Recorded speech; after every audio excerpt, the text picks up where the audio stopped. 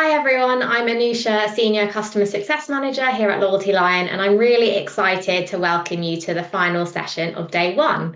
To wrap things up today, we're going to be bringing you a conversation with two fantastic brands who are at different stages of their loyalty journey with us. In this session, we'll explore why they chose to invest in loyalty, when they did, how their programs have developed over time, and how loyalty has become a key driver of revenue growth. Joining us today, we have Jenni from Nanso, a brand that's been with Loyalty Lion for 5 years, and Luke from Au Vodka, who's been working with us for the past just over 2 years. They each bring a unique perspective on building and scaling loyalty, but rather than me doing all the intros, I'll hand over to each of them to introduce themselves and their roles. So Luke, let's start with you. Yeah, thanks, Anusha. Yeah, I'm Luke. I'm a digital experience manager at Au Vodka. For those who don't really know us, we're the company that make the flavored vodka in the bright, shiny gold bottles that people absolutely love. Been in my role in Au Vodka now for 3 years. The brand started in 2015 in the UK, and in the last 3 years, we've really focused on expanding internationally, especially in the US. In my role, I wear quite a few different hats. I mainly oversee our global e-com stores from a kind of tech point of view, all of our technical partnerships, and constantly optimizing our websites for conversion, but also looking at retention. So it's quite a busy role, but like many people at Au Vodka, we wouldn't have it any other way. Awesome, thanks, Luke. And we love working with you as well. And over to you, Jenni. Hi, Anusha. Thank you so much for having me here today. Loyalty is actually one of my absolute favorite subjects. So my name's Jenni Homer. I work as the Director of Retail and Ecom at a Finnish women's wear brand called Nanso. And Nanso is a legacy brand with over 100 years of history. But we've gone through a major revamp in the past 10 years. I've been in the journey about 7 years now. And now we're one of the leading Finnish fashion brands. And we've just started our internationalization journey as well. Awesome, super exciting time, and love to hear how it's evolved over time there as well. So you've each been running loyalty programs for different periods of time, and we'd love to hear from each of you what triggered you to launch a program and begin investing loyalty in the first place. So Luke, starting with you.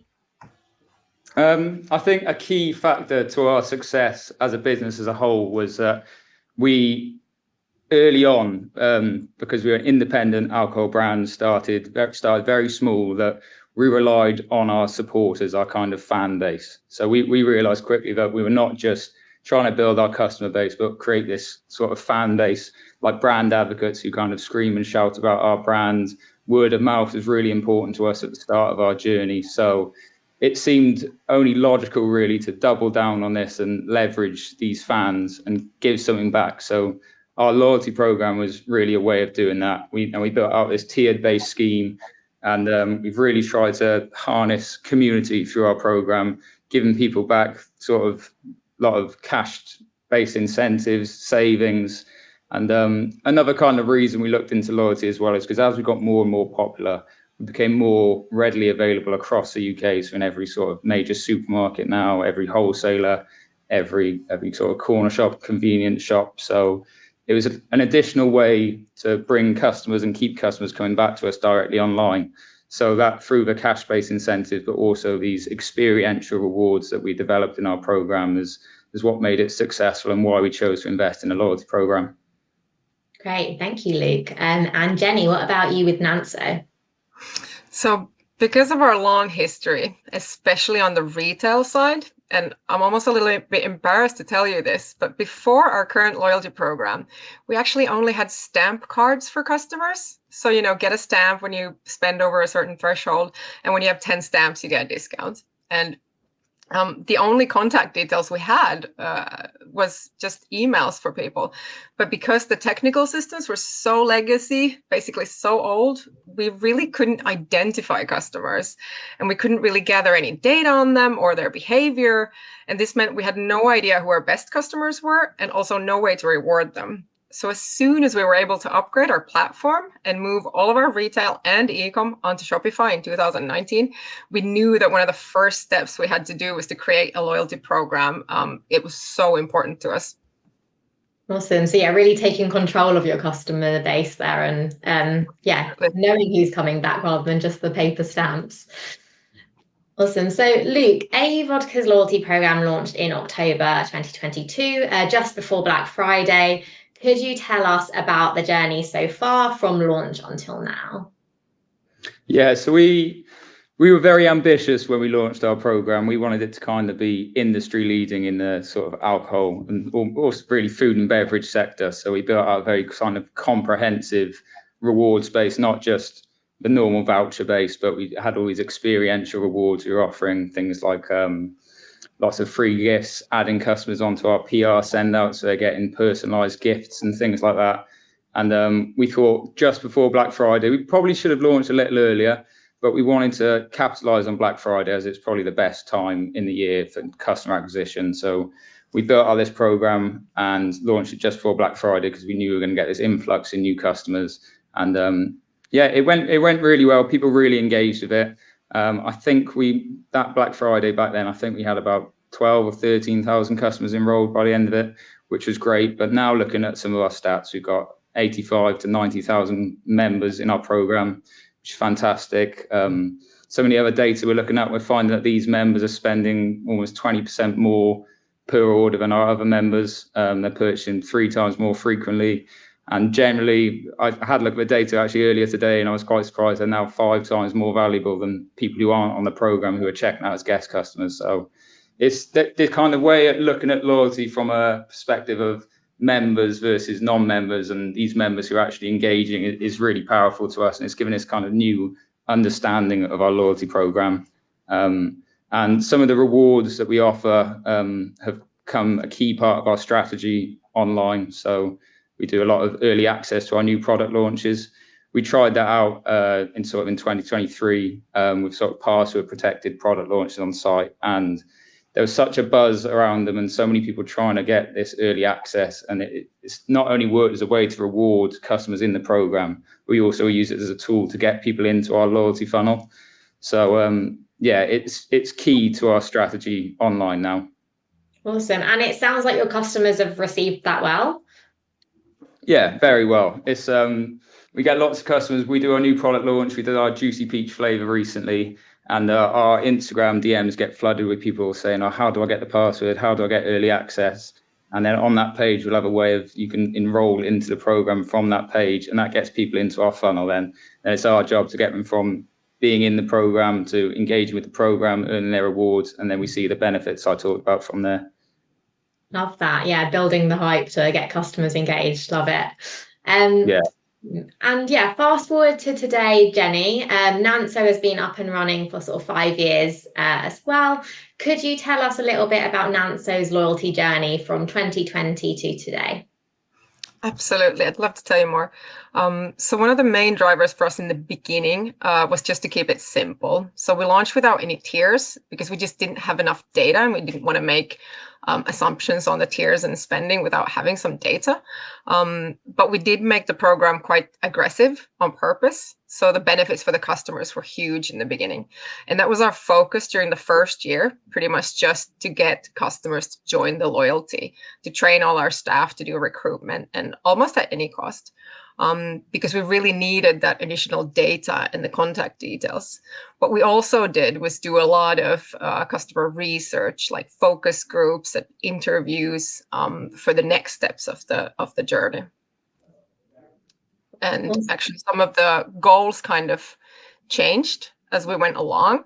So the goals have evolved a lot. So we started off with a program that was very, very attractive to customers. But since then, we've introduced tiers, introduced additional services, especially to the top tiers. And most importantly, we've kind of shifted our strategy from a main focus of customer acquisition to more towards profitability. So we've actually changed the points and vouchers a few times during the years, and each time towards a more profitable outcome for the business. So for example, recently we launched a €5 voucher, whereas we used to have a smallest voucher of €10.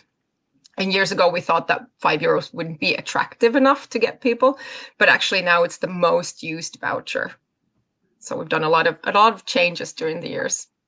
Awesome. Yeah, I think you've touched on a really important point there that people might go into the mindset of, you set it up at the beginning and you have to stay with that structure forever. That's really not the case. I think you both have learned that as part of your loyalty journey, that we can shape the program to fit your business's needs as it sort of moves and evolves as well. Awesome. So yeah, Luke, back to you. Reflecting on the past 2.5, 3 years, I think we're at now. Could you share what's worked really well and perhaps what hasn't gone as planned? Yeah, so I think the tiered-based system that we've built, having our you've got your copper tier at the start, and obviously your biggest tier is the gold tier, which is kind of an aspirational, ambitious tier. But customers really engage well with the tiered system and how the rewards kind of build as you move throughout these tiers. And we're noticing it's doing really well now because we've opened our new HQ in Swansea. We've got our new shop downstairs, and we're getting customers coming in saying, "Oh, can I use my loyalty points here, or do I earn loyalty points for in-store?" So it's really nice to see actual people meeting people who are engaging with the program. And I think the kind of experiential rewards that we're offering help us stand out.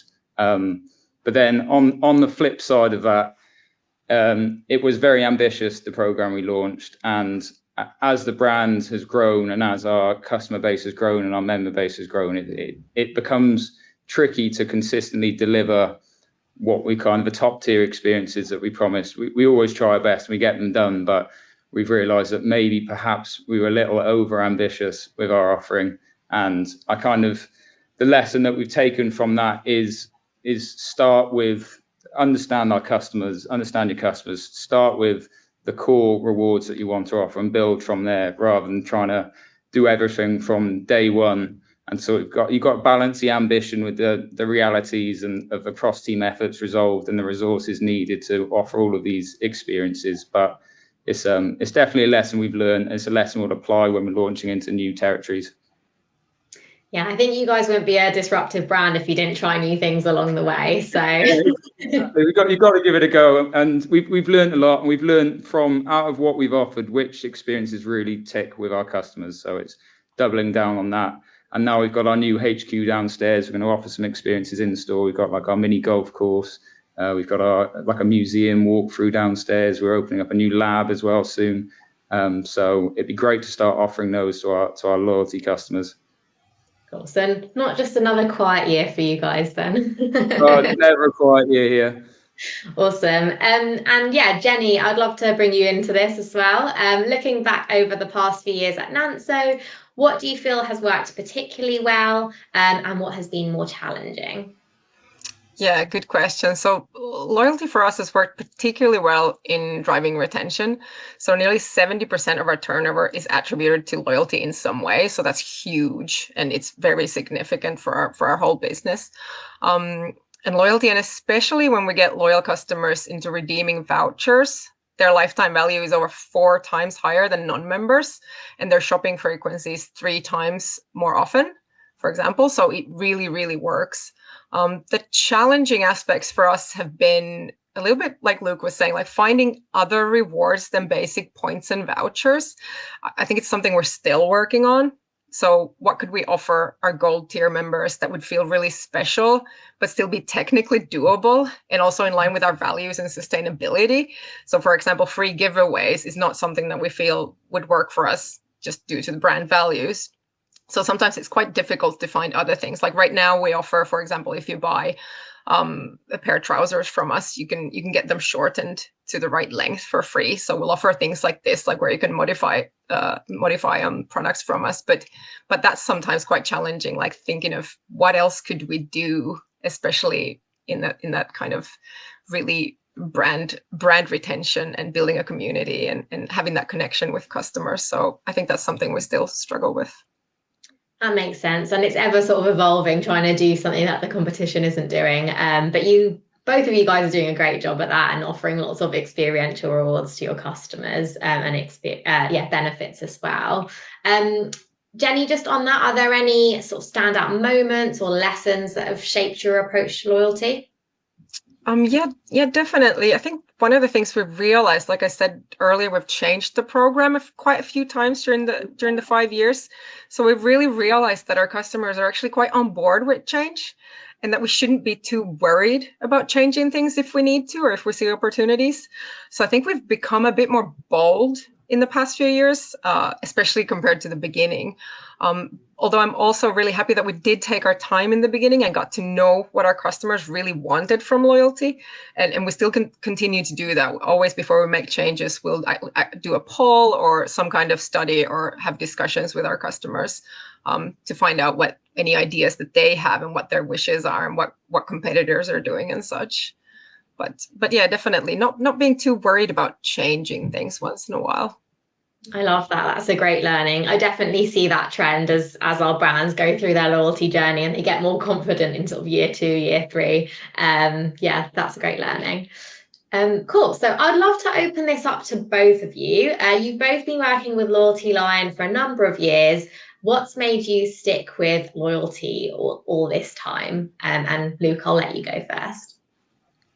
I think one of the hardest things about building a loyalty or rewards program is kind of putting a number on the value or really understanding the value that a loyalty or rewards program brings. And in the kind of early stages of our program, it was still hard to quantify this, but you guys have done really well at building out kind of new analytics. And like I mentioned before, the way of looking at customers within the loyalty program in these kind of tiers, and your non-members or your guest customers, and your members, and then your redeeming members who are engaged with the program, and kind of our understanding of that and just looking at the figures of how much more these redeeming customers are worth compared to guest customers really brings a focus on moving customers through that funnel that we didn't really understand before. And I think it's a notoriously hard thing to quantify the value of a loyalty program, but we're getting closer and closer to be able to put a number on it, and that allows us to put more investment on it, to focus more on it. It gets focus from departments across the business now because they understand the value of it. So yeah, I think that's how things have changed since we've been investing in loyalty. Awesome. Yeah, and you mentioned that, other departments are more bought into loyalty now. Yeah, how has the impact of your loyalty program changed over the years? I think that the marketing guys get a lot more involved. They believe in it, which is really good. And we as a company, as many direct consumer brands realizes that to kind of stay ahead of a trend, we've got to really focus on innovation and product innovation. So what we used to see is we used to do 2 kind of big product launches twice a year, and we'd see like demand sort of spike throughout the year at these 2 places. And we realized that we could use loyalty as a way of kind of keeping people coming back throughout the year in between these launches. Like we'd often see customers visit, buy the new flavor, and they may buy other things in the shop in between and then come back for the next launch. Whereas now we've got our loyalty program, we're seeing this higher repeat purchase rates, and we're seeing people purchase throughout the year. And we can also leverage loyalty as well to offer promotions that aren't necessarily site-wide, but as part of the program, it's a more subtle way, I guess, of offering promotions in sort of slower months or more tricky months. And we're just getting much better at using it as a way to keep demand consistent. Love that. So yeah, it's a way that you're providing value in between those launches. Yeah, definitely. Cool. And yeah, Jenni, same question to you. What's made you stick with loyalty all these years? Well, obviously the impact on the business is the first key driver. Like I said, 70% of the turnover is somehow attributed to loyalty nowadays, so it's absolutely huge. But the second thing is also that we found that customers are really willing to share much more information and data with us and their opinions and what intents they have and things when they feel like they're part of a club, if you will. And they're also very proud to be loyal members. And you definitely all the time meet customers who are kind of like, of course I know about this promotion. Don't you know I'm a gold member? So they're very kind of they feel like they're part of something special. But of course, from a business side of view, of course, it's the numbers. It's all those key drivers. But there are other aspects to it as well, which are more like brand building related. I love that so much, how holding their tier status and their loyalty membership as a badge of honor. I see, Luke, that you're nodding along to that one too. Yeah, definitely. We have something similar with our gold members. They love it. They scream and shout about it. We had an idea at one point that we are going to do these sort of commemorative plaques for people in our gold tier. So once you make it into the gold tier, they'll send you out this plaque with your name engraved on it that they'd share on all of their social media. We haven't quite got round to it yet, but it's still something that might potentially be in the works.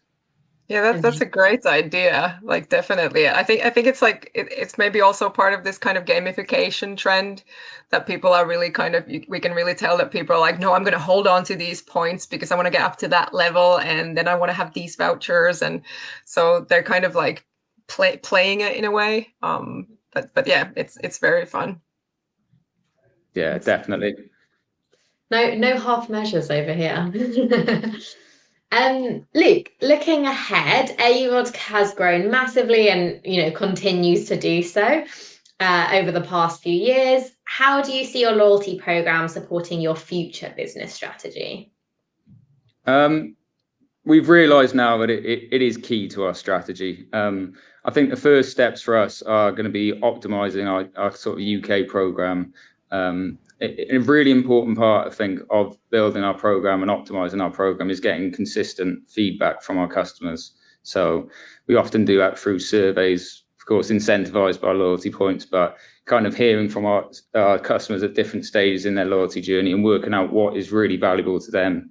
And also getting honest feedback on what they think we're not doing enough of, or how easy it is to actually engage with it, even from a sort of technical point of view, finding out the technical pain points of redeeming rewards, whether that's online or within our app. So that's kind of first point for us is to get that sorted. And then at the same time, we're going to apply all of these lessons we've learned over our 2.5, 3 years of loyalty in the UK and roll it out to some of our other markets. US is top of the list for that one. I know we've talked many times about starting our US program, but it's going to be coming very soon. But the starting point of that is the US customers are very different to our UK customers. And also, while we do have an office out in the US, a lot of our e-com operations are based from here in the UK. So it's going to be working out, right, what works for our US customers, what do they want to see, and then working out what can we actually achieve from here, and starting a bit more simply and then building out from there. And then the same in our EU markets as well. So start with a sort of core offering and scale up when we're ready. Awesome. Yeah, I know you guys have had lots of challenges with the cracking the US market. It's a much bigger place than the UK, so different challenges. It's got a lot of different challenges, and it's taken us a while to get fully up and running. But we're in a place where we're stable, we're happy with it, and it's just growing at a tremendous rate. So the time is now for loyalty in the US. Awesome. And Jenny, same question to you. How do you see loyalty supporting future business growth at Nanso? So I think we're a little bit along the same lines because we also just started our internationalization journey. So 3 weeks ago, we launched a whole new e-com store, our international e-com store, nansoshop.com. And as of yet, we're not offering loyalty there because we started off really, really simple. But in the next few years, that's definitely on the roadmap, and it's definitely something that we're going to tackle. So I'm sure loyalty will be supporting us when we grow internationally in the future. And I think one of the key things as well that we've kind of found in such a competitive market as the fashion space is. I mean, like, if you need a new dress, there is like an infinite number of dresses and brands out there. So we found that if a customer has a voucher to spend with us and we've gotten them into that loyalty funnel, it gives them a reason to start their search at our store in a way for a summer dress or for whatever they're looking for. And that's kind of the real win when there's so much to choose from, that they choose to come to you first, because that's kind of, in a way, the hardest thing to do. So I think the loyalty will really play a key role, especially like now that we're going outside of our Finnish borders.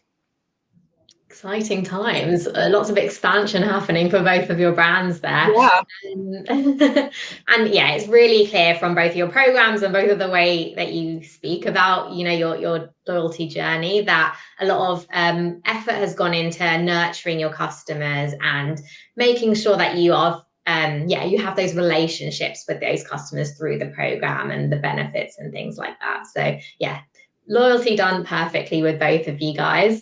And finally, to wrap up, you're both established in the loyalty space. What would be one piece of advice that you'd give to someone starting out their loyalty journey now? And Luke, I'll hand over to you. Yeah, I think it's really important to first look at your existing customer base. What makes them loyal? Why they pick you over other brands in the same space? And then build out your program around that insight. And I think it's definitely important to be creative and, like I've mentioned, be ambitious with it, but you don't have to start with everything at once. You can still be creative, you can still be different, you can still offer rewards that are unique to your company, but you don't have to launch with this unbelievably complex and crazy ambitious scheme. You can start with a few key rewards and experiences that set you aside, and then scale from there, and then continue to sort of test, communicate with your customers, gather feedback the whole way through, and build out from there. Awesome. But if you do want to be ambitious, we will support you with that. 100% be ambitious, but make sure that there's always room to scale. It's much easier, I found, to give extra perks and incentives and rewards rather than try and communicate to customers that you're getting rid of something. So that's always important to bear in mind. That's a great learning. Thank you for that. And yeah, Jenni, same question to you.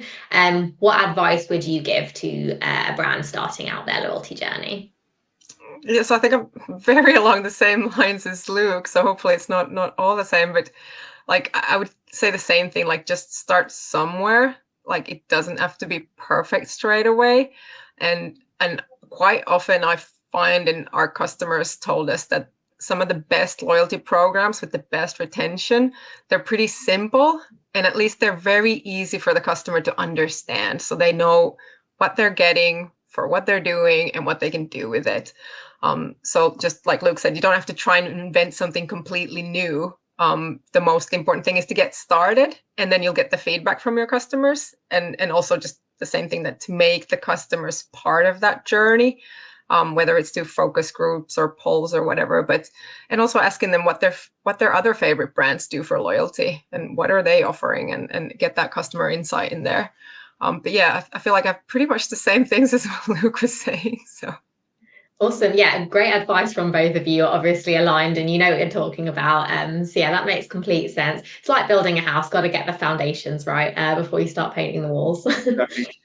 Yeah. Awesome. Well, yeah, thank you so much, Luke and Jenni, for sharing your valuable insights and your experiences with us today. It's been incredibly valuable hearing how both Au Vodka and Nanso have approached loyalty at different stages of growth, from Nanso being with us for 5 years and Au Vodka being with us for coming up to 3 years. And yeah, how these programs have become such a vital part of your long-term business strategies. Your honesty around the wins and the challenges and the lessons learned will no doubt resonate with everyone listening in, whether they're just starting out on loyalty or looking to scale their programs as well. So yeah, again, huge thank you for joining us and being such brilliant partners, brilliant customers. You're always giving us your feedback, and it really helps us to improve our product as we go on. And to everyone watching, thank you for being part of today's session. We hope it's left you feeling inspired and full of ideas, and we'll see you tomorrow for day 2. Thanks so much. Cheers. Thank you. Thanks.